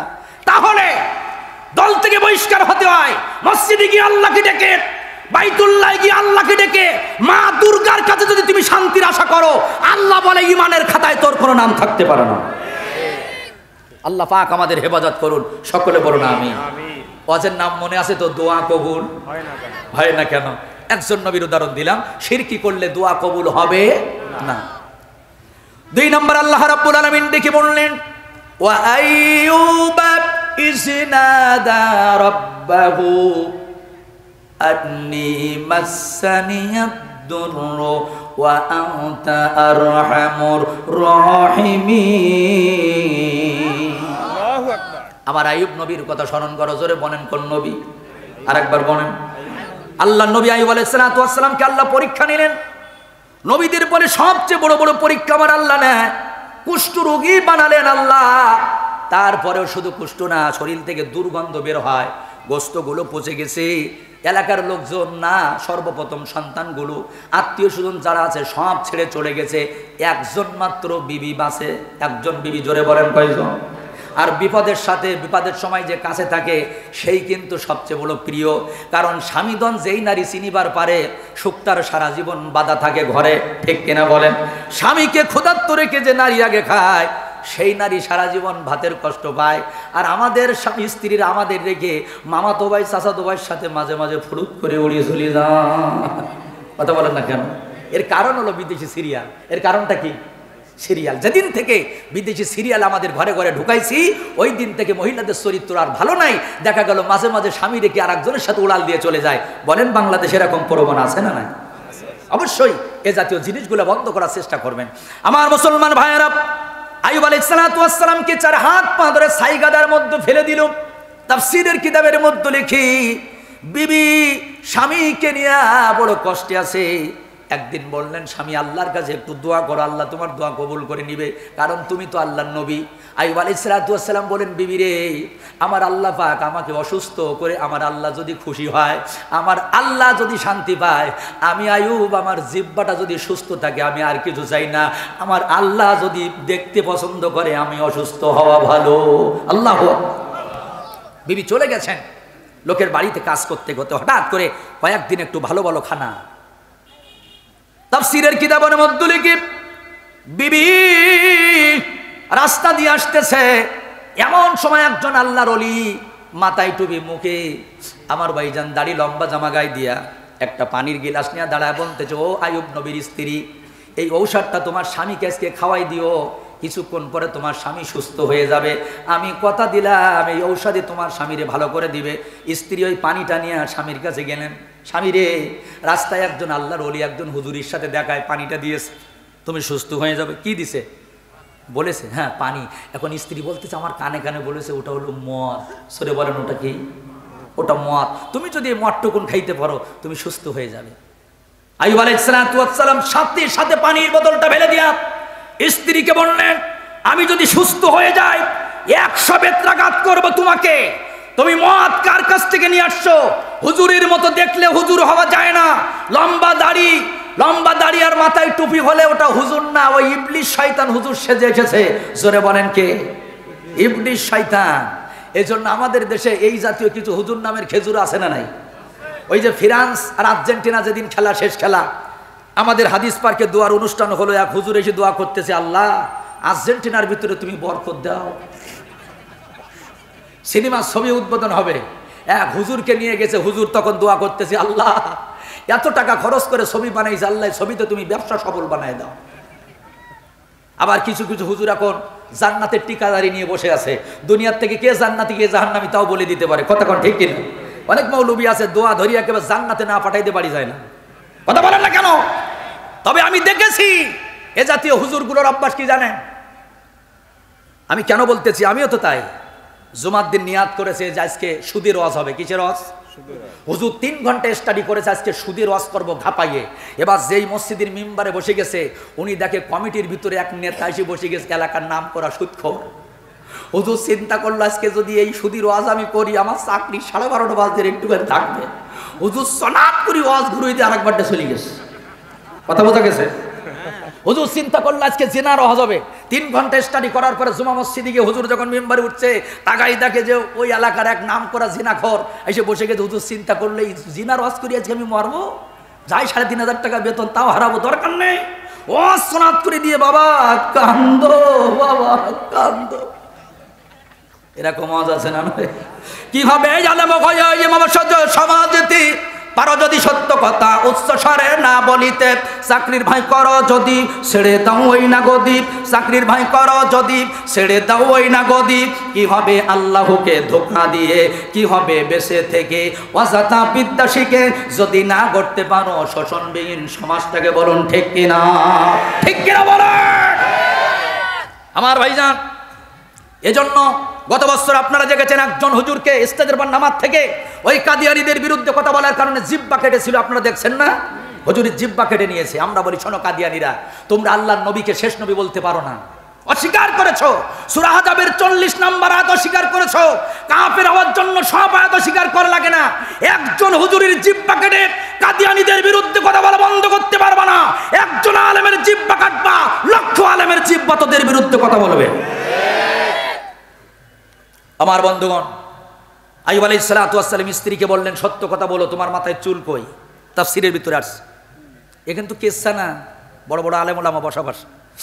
ভাই জানেন আরে আমার বিবি রহিমা ডেকে বলে, স্বামী দেখানোর দরকার নেই, স্বামী তুমি খানাটা খেয়ে নাও। আইয়ুব আলাইহিস সালাতু ওয়াস সালাম বলে খাবো না, এ কয়েকদিন যাবত তুমি আমার ভালো মন্দ খাইতে দাও, কোথায় পাইছ? তোমার মাথায় চুল কই? আগে মাথার কাপড়টা ফেলো। যেই না মাথার কাপড় ফেলেছে, যাকে স্ত্রী মাথায় টাক চুল নাই। স্বামী জিজ্ঞাসা করেন কোথায় তোমার সেই লম্বা চুল গোলাপ? স্ত্রী দুচোখের পানি ছেড়ে দিয়ে কান্দে আর বলে, স্বামী রে, এক বড় লোকের বাড়িতে কাজ করি, তার মেয়ের মাথায় চুল না। আমার চুল দেখে তার লোভ হলো, আমাকে বলেছে এক গোছা চুল যদি দিতে পারো তোমার অসুস্থ স্বামীর একটু ভালো মন্দ খাইতে দেবো। ও স্বামী, তোমার একটু ভালো মন্দ খাওয়ানোর জন্য আমি এক দিন এক গোছা করে চুল দিতে দিতে আমার মাথায় আর কোনো চুল নাই। সুবহানাল্লাহ বলো আমার ভাইরা। এই জন্য আল্লাহর নবী বলেছেন, কোন স্ত্রী লোক যদি মারা যায় আর তার মহাব্বতে স্বামীর চোখের যদি 2 ফোঁটা পানি ফেলতে পারে, ওই 2 ফোঁটা চোখের ফোঁটার কারোর পানির কারণে আল্লাহ পাক ওই স্ত্রীর জান্নাতে দিয়া দেয়। যাই হোক, আজকে সাবজেক্ট তো মহিলাদের না, আর আমি ওই ওয়াজের দিকে যাবো না, তবু এতটুকু বলে গেলাম। আমার ভাইজান, যখন স্ত্রী এত অসহায়, আইয়ুব আলাইহিস সালাতু ওয়াস সালাম 2টি হাত এবার আল্লাহর কাছে দোয়া করতেছেন। মনে রাখেন, দোয়া কবুল। আল্লাহর নবী আইয়ুব আলাইহিস সালাতু ওয়াস সালাম বললেন, আন্নী মাসানিয়াদ দুররু ওয়া আনতা আরহামুর রাহিমিন। আল্লাহ, আমি বড় বিপদে আছি, কষ্টে আছি, আল্লাহ আপনি আমারে মাফ করে দেন। আমার মুসলমান ভাইরা, অনেক লম্বা কথা। জিবরাইল আলাইহিস সালাতু ওয়াস সালাম এসে বলতে যে হুজুর এই পানি দিয়া গোসল করেন। যখনই গোসল করেছে, আইয়ুব আলাইহিস সালাতু ওয়াস সালামের সব রোগ ভালো হয়ে পূর্বে চেহারা আছে, আল্লাহ পাক তার চেহারাটা উজ্জ্বল ঝলমল করে দিয়েছে। স্ত্রী এসে বলতেছেন, আমার স্বামী কই? এখানে একজন অসুস্থ মানুষ ছিল, বলে আমি বিশ্বাস করি না। আমার স্বামী কই? বলে আমি। ভালো করে তাকায় দেখো, হৃদয়ের চোখ দিয়ে তাকায় দেখো, তোমার সেই আইয়ুব আল্লাহ পাক আমাকে সুস্থ করেছেন। আপনারা বলেন তো, আইয়ুব আলাইহিস সালাতু ওয়াস সালাম ছিলেন অসুস্থ, আল্লাহ পাক তারে করে দিলেন সুস্থ। আপনারা বলেন তো, হারাম খাওয়ার পরে দোয়া করেছে না হালাল খাওয়ার পরে? মদ খাই কি দোয়া করেছিল? আর আমার দেশে যদি 1 বোতল 4 বোতল গাঞ্জা টুবলা এগুলো খাইয়ে যদি আল্লাহরে ডাকে, দোয়া কি কবুল হবে? হবে না। কারণ নবীজি বলেছেন 1500 বছর আগে, দোয়া কবুল হতে গেলে 1 নাম্বার শর্ত হলো হালাল খাওয়া। জোরে বলেন, কি খাওয়া? তুমি যেটা পড়বে সেটা হালাল হওয়া লাগবে, তুমি যেটা খাবে সেটা হালাল হওয়া লাগবে, যে স্ত্রীর সাথে ঘর করবে স্ত্রীও হালাল হওয়া লাগবে। 2-1 জন বলবে, কেন হুজুর বউ কি হারাম হয়? আরে হয়। চাচি মারা গেছে 4 বছর আগে, চাচা আজকে কাঁদতেছে, হুজুর সে দেনমোহরের দাবি ছাড়াই মনে নেই। ও মুনিশি ও আপনারা বলেন তো, 40-50 বছর ঘর করে চাচা যদি এখনো বলে দেনমোহরের দাবি ছাড়াইনি, ও কি হালাল ছিল না হারাম ছিল? ভাই জানেদারি আমার, আমরা এত দোয়া করি, কবুল হয় না কেন? বিশ্ব ইস্তেমায় দোয়া কবুল হয় না, চরমনার ময়দানে দোয়া কবুল হয় না, আমরা বক্তারা দোয়া করি কবুল হয় না, মসজিদে আমরা দোয়া করে কবুল হয় না। কেন কবুল হয় না?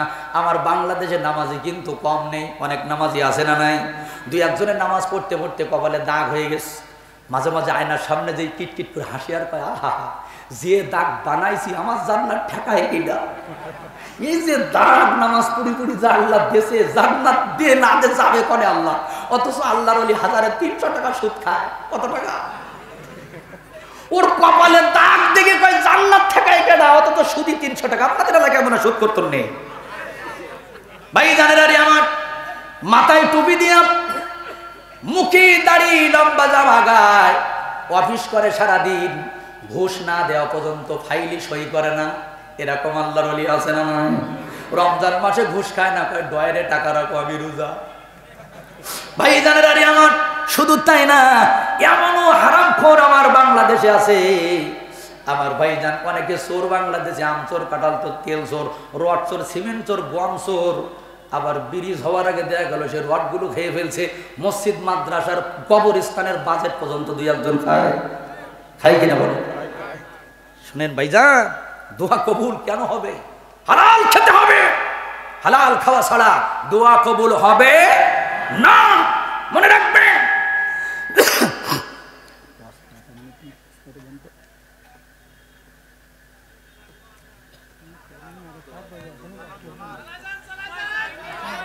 আচ্ছা হবে, আরো 10 মিনিট চলবে, সমস্যা নেই। হবে মানে খেলা হবে, খেলা হবে, হবে। ভাই জানেদারি আমার, তাহলে যে কথা বলতেছিলাম, আমার বন্ধুগণ, যে মেয়েটা 300 টাকার জন্য তার ইজ্জতটা পুরুষের কাছে বিলায় দেয়, আমার বন্ধুরা, আমরা তাকে বলি পতিতা অথবা বেশ্যা। এই বাংলার জমিনে অনেক পতিতা আছে, বেশ্যা আছে। আপনারা দেখবেন আবার নামাজ পড়ে, এখনো পর্যন্ত আপন বোনের জমি, ভাতিজার জমি, বোবার জমি, গরিবের জমি জাল দলিল করে করে নিজের নামে লিখে নিয়ে দখল করে খায়। এতে কি মনে হয় নেই? ভাই জানেদারি আমার, যদি তাই হয়, শোনেন একটা কথা বলি, রাগ করবেন না তো আপনারা। আমার বন্ধুগণ, এই পৃথিবীতে মানুষ 2 কারণে স্মরণীয় হয়, একটা হলো কুখ্যাতর কারণে, আর একটা হলো বিখ্যাতর কারণে। এই যেমন ফিরাউন, নমরুদ, হামান, আবু জেহেল। আচ্ছা বলেন তো, আমি যদি বলি 1 লাখ টাকা দেবো, আপনার ছেলের নাম আবু জেহেল থাক, আপনি কি রাখবেন? 1 কোটি টাকা দেবো, রাখবেন? রাখবেন না। কেন? ওই নামের কথা হুজুর বলবেন না, খুব ঘৃণিত নাম। আমাদের সমাজে কিছু মানুষ নিজের কুখ্যাত মনে করে না, বিখ্যাত মনে করে। সে মনে করে আমি যে কি দামি মানুষ। আমি বলি, বেটা এভাবে বুঝবি না, তুই মরে যাওয়ার পরে তোর একটা ছবি যখন ফেসবুকে ছেড়ে দেবে, ওই কমেন্টের ভিতরে দেখা যাবে তুই স্মরণীয়, তুই কুখ্যাত না বিখ্যাত। লোকে যদি 100 লোকে কমেন্ট করে ইন্না লিল্লাহ না করে কি আলহামদুলিল্লাহ, আলহামদুলিল্লাহ, আলহামদুলিল্লাহ, একজন কবে তুই মরলি তারও 5 বছর আগে মরলিনি কেন? কথা বলেন না কেন? তুই মরলি তারও 5 বছর আগে মর। নিজেকে বিখ্যাত মনে করলে বিখ্যাত হওয়া যায় না। বিখ্যাত কে জানেন? যার গাড়ি নাই, যার বাড়ি নাই, যার একটা বড় দামি সিংহাসন নাই, আল্লাহর কোরআন তার সেনার ভিতরে আছে। বিশ্বাস করেন, তাদের ইন্তেকালের পরে জানাজার টাইম দেওয়া লাগে না। এই বাংলাদেশের মানুষ না, অন্য দেশের মানুষের জানাজা পড়তে ইচ্ছা করে। কথা বলো ঠিক কিনা? ওই যে আমাদের কয়রায় মাওলানা তমিজ সাহেব মারা গেছেন। অনেক নেতা আছে যাদের মাইকিং করেও জানাজায় লোক আনা যায় না। মাওলানা তমিজউদ্দিন মারা গেল, আহারে জুমার দিন হাজার হাজার মানুষ কোথা থেকে ছুটে এসেছে। বিশ্বাস করেন, এই ভালোবাসা হলো কোরআনের ভালোবাসা। জোরে কর ঠিক কিনা? এ ভালোবাসা কিসের ভালোবাসা? কোরআনের ভালোবাসা। আমার মুসলমান ভাইরা, এই জন্য এরা কোন মায়ের সন্তান আমি জানি না, যারা আজকের এই কোরআনের মাদ্রাসাটা এখানে খুলেছেন। আমি জানি মাস্টার আব্দুল খালেক সাহেব, এরপরে মেম্বার সাহেব সহ, আমি অনেকের নাম জানি না। তারা অক্লান্ত পরিশ্রম করে এবং রুচিসম্মত মানুষ। এখানে আসলে আমি বুঝি আল্লাহ পাক যেন এই এলাকাবাসীকে এই মাদ্রাসা রুচিরা করে এদের জীবনের গুনাহ মাফ করে জান্নাতি বানায় দেয়। বলুন আমিন। ওয়াজের নাম মনে আছে তো? দোয়া কবুল। আল্লাহ নবীর একজন সাহাবী ছিল হযরত ওমর। জোরে বলুন নামটা কি? আল্লাহ নবী একদিন বলতেছেন, ওমর একটা চাদর পরা, একটা চাদর গায়ে, মাথার চুলগুলো এলোমেলো, ওয়াসকুরুনিকে পাইলে একটু দোয়া করে নিও। উমার কয় হুজুর কেন? কয় যে দোয়া করে আল্লাহ কবুল করে নিবে। সুবহানাল্লাহ বলবেন না? হযরত উমার বলেন ইয়া রাসূলুল্লাহ ইয়া হাবিবাল্লাহ, কি কারণে ওয়াইস কুরুনির দোয়াটা আমার আল্লাহ ডাইরেক্ট কবুল করে নিবে? ওমর বললেন হুজুর একটু বলেন না। আল্লাহর নবী বলে তোর বাবা বেঁচে নেই, জনম দুঃখিনী মাছ। ওমর রে, সে তার জনম দুঃখিনী মাকে এত খেদমত করে, আমি নবীর কাছে আসতে চাই, জনম দুঃখিনী মা বলে বাবা আজকে যাস না। মায়ের কথা প্রাধান্য দেন। এমনি ভাবি মাকে সম্মান করতে করতে দেখা গেল সে আমার কাছে আসতে পারে না। উমার রে, ওই জনম দুঃখিনী মার এত খেদমত করেছে, তার মা মন করলে তার জন্য দোয়া করে। সুবহানাল্লাহ বলে। তার জনম দুঃখিনী মা একদিন দোয়া করে দিয়েছে, আরশের মালিক আমার ওয়াইস কুরুনিরে তুমি আল্লাহ কবুল করে নাও, আল্লাহ তুমি তারে মাফ করে দাও। ওই জনম দুঃখিনী মা মন থেকে এমন একটা দোয়া করে দিয়েছে, ওয়াইস কুরুনি মুস্তাজিবুদ দাওয়াত হয়ে গেছে। যখন যা দোয়া করে আল্লাহ তাআলা সাথে সাথে কবুল করে নেয়। এবার আমরাও তো মার খেদমত করি, মারে খাইতে দেই, মার যখন যা লাগে কাপড় চোপড় দেই, কিন্তু আপনি কি জানেন আমাদের দোয়া কবুল হয় না কেন? আমরা খেতে দেই। ওই বউ নামের ডাইনিটা আমাদের ঘরে আছে। জনম দুঃখিনী মাকে হঠাৎ করে আমাদের আড়ালে এমন একটা কষ্টের কথা বলে, ওই জনম দুঃখিনী মা ভাতের থালখানা নিয়ে রান্নাঘরে গিয়া বিড়ালকে খেতে দিয়ে চোখের পানি ছেড়ে দিয়ে বলে, আল্লাহ বিষের চেয়ে অনেক ভালো লাগে আজকে পরের মেয়ে বৌমা যে কথাটা আমাকে বলেছে। আমরা বাড়িতে আসলে বরং ওই সেই বৌমারা বানায়া বানায়া মার বিরুদ্ধে আরো বড় বড় কথা বলে। অনেক কুলাঙ্গার ছেলে আছে, না শুনে বাবাকে ইংরেজিতে গালাগালি দেয়, মাকে অকাট্য ভাষায় গালাগালি করে। বলেন তো আছে না নাই? আমাদের দোয়া কবুল হয় না কেন? আমাদের মারা সেই কলিজাত থেকে এখনো দোয়া করতে পারে না। আমি মা চিনেছি কিছুদিন আগে, 17 বছর আমার ওয়াজের বয়স। আমি আসাদুজ্জামান আমার মাকে সেদিন চিনলাম ভাইজান একটা ঘটনার মাধ্যমে। একটা ছেলের নাম সাগর। বলেন তো নামটাকে কথা বলা লাগবে? সাগর কলেজে পড়ে। কলেজে যারা পড়ে তাদের সব স্টাইল হয়, পিয়ানো স্টাইল, চুলি স্টাইল, মোটর সাইকেল চালা তাতেও স্টাইল। এখন ওর মার একটা চোখ নাই। বলেন তো মার কি নাই? চেহারাটা ভালো না, মার চোখ কানা। এই সাগর একদিন এসে বলেছে, মা তুমি আমার কলেজে কোনোদিন যাবে না, রাস্তাঘাটের জন্য দেখি না তোমাকে, রাস্তায় দেখলে আমার গার্লফ্রেন্ড, আমার যারা অন্যান্য ফ্রেন্ডরা আছে এদের কাছে আমি জবাবদিহি করতে হয়, আমার মা চোখ কানা, এই জন্য মা তোমার যাওয়ার দরকার নেই। মা বলেছে, বাজান আমি তো লোকের বাড়ি কাজ করি রে বাবা, তোর বাবা তো নাই, ঠিক আছে তুমি যাবা না তাই জানি। জনম দুঃখিনী মা ছেলেটা বডি নিয়ে থাকে, একদিন পিঠা বানায়া ছেলের কাছে নিয়ে গেছে, আর একটা ছেলেকে দিয়ে পাঠাইছে। এই অপরাধ কেন করলো, কেন গেছে? বাড়িতে এসেছে ওই বেঈমান মাকে অকট্য ভাষায় গালাগালি করে মা থেকে 10টা বছর আলাদা হয়ে গেছে। জোরে বলেন কত বছর? অসুস্থ মা, লোকের বাড়ি কাজ করে, যেদিন মারা গেছে বালিশের নিচে একটা চিঠি পাওয়া গেছে। চিঠিটা কি লেখা জানেন? এ যুবক ছেলেরা তাকা, মা কাকে বলে দেখ। চিঠিতে লেখা আছে, সাগরকে লিখছে, বাবাজান সাগর রে, আমি তো সেই কানামা, যে কানামার কারণে তুই আজকে আমাকে ছেড়ে চলে গেলি রে বাবা সাগর। সব মাদের তো 2টা করে চোখ থাকে, আমার একটা চোখ। কোনোদিন তো জিজ্ঞাসা করলি না মা তোমার একটা চোখ কেন? আমি এতদিন তোরে বলি নাই বাবা সাগর রে, আজকে তোরে বলি কেন আমার একটা চোখ। তুই যখন 6 বছর বয়স খেলা করতে গিয়ে খেজুর কাটে গুতু লেগে তোর চোখের মনি নষ্ট হয়ে গেছে। বাজান রে, হাসপাতালে নিয়ে গেলাম, ডাক্তার বললে এই মুহূর্তে অপারেশন করা লাগবে, লক্ষ লক্ষ টাকা দরকার। নতুন চোখ যদি ওকে না দেওয়া হয় ডাইন চোখটাও নষ্ট হয়ে যাবে। আমি গরিব মানুষ বাবা, সেদিন আমার 2টা ভালো চোখ ছিল, ডাক্তারের সাথে যোগাযোগ করে আমি মা আমার একটা চোখ সেদিন গোপনে ধরে দিয়েছিলাম। বাজান সাগর রে, তোরে চোখ দিয়া সেদিন আমি হয়ে গেলাম কানা মা, সেই মারে তুই দেখতে আসলি না। বাজান যদি আমি মারা যাই, একটা বার যদি কবরের পাশে ডেকে একবার ডাক দিস মা, আমার কলিজাটা ঠান্ডা হয়ে যাবে বাবা, পারলে একবার ডাকি। মায়ের কান্দন জবর জীবন, 2-4 মাস বোনের কান্দন রে, ঘরের পরিবারের কান্দন কয়েকদিন পর থাকে না। দুঃখের দরদি মা, জনম দুঃখিনী মা, গর্ভধারিণী আমার জনম দুঃখী মা। বা এই কথাটা একটু কেমন শোনেন? 10 মাস ও 10 দিন মায়ে গর্ভে দিছে ঠাই, রক্ত মাংস খাইয়া আমরা আইলাম ববে ভাই। ভূমিষ্ঠ হইয়া আমরা উঠিলাম কান্দিয়া, শান্ত করিল মায়ে বুকের দুধ দিয়া। মায়ের প্রসাবের কালে ওরে বুক ভাসে মার চোখের জলেরি, ওই সন্তানেরই নিয়া কোলে ভোলে পোষাব যন্ত্রণা। দুঃখের দরদি মা, জনম দুঃখিনী মা, গর্ভধারিণী আমার জনম দুঃখী মা। বাজান, আমি যেখানে চাকরি করি, জুমা পড়াই, এই 2-3 জুম্মা আগে, মানে কয়েক জুম্মা আগে আমি বাবাও চিনেছি। বাবা কাকে বলে জানেন?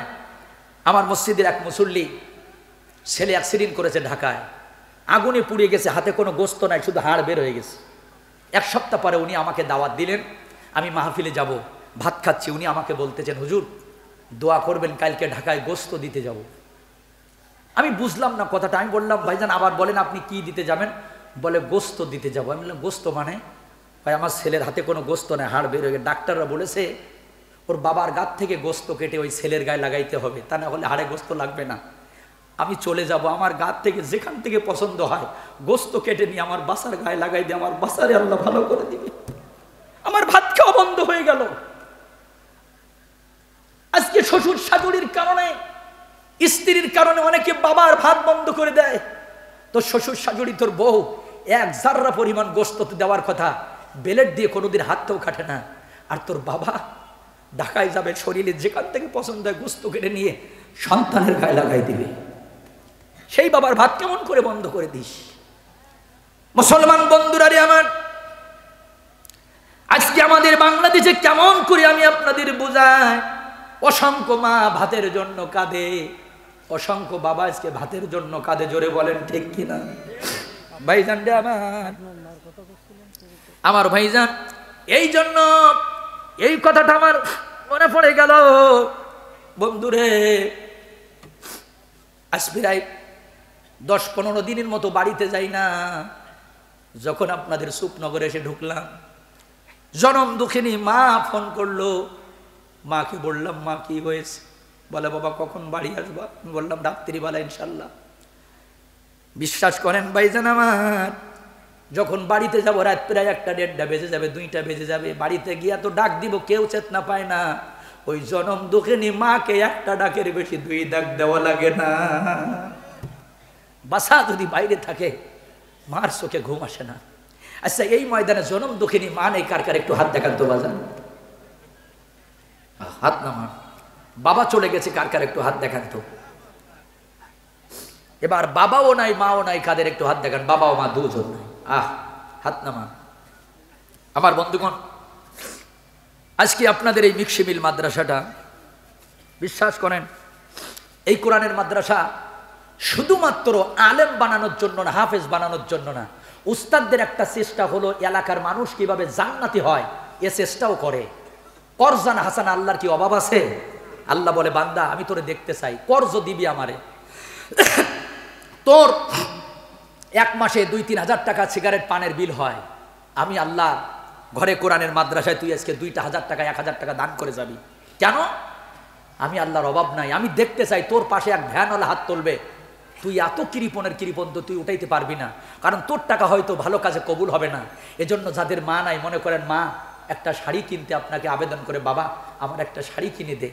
বাবা হয়তো একটা পাঞ্জাবি চাইছে আপনার কাছে। এজন্য আজকের এই মাদ্রাসার ময়দানে কোন মায়ের সন্তান আছেন এই মাদ্রাসার জন্য অনেক টাকা খরচ প্রয়োজন। আমি 10টা মিনিট একটু কালেকশন করে আলোচনা যাব আমার ভাইজান। এজন্য আসেন একটু হাত কানা। সর্বপ্রথম 20টা হাজার টাকা কে দিবেন? 30,000, 10,000, সামর্থ্য অনুযায়ী 5,000, 2,000,